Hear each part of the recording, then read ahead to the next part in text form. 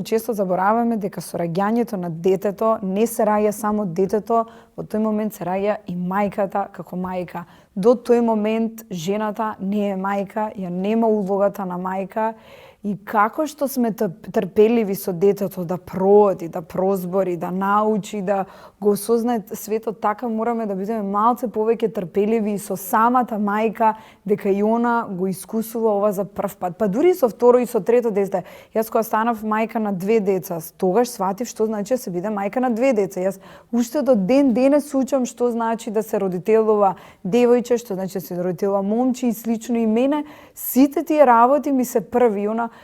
И двете деца знаат да дојдат да ме прашаат прашање на кои што немам одговор, и најотворено им кажувам не знам, мама ми треба време, дај ми време да видам, да осознам, да научам и ќе дојдам ќе ти дадам одговор. А ние очекуваме дека мајката е спремна, се знае, се може, за сеја бива, за грижа за детето, ама тој процес кој што се учи, како што кажавте, кој што баш треба време, многу и до крајот на животот, јас верувам ќе се учи.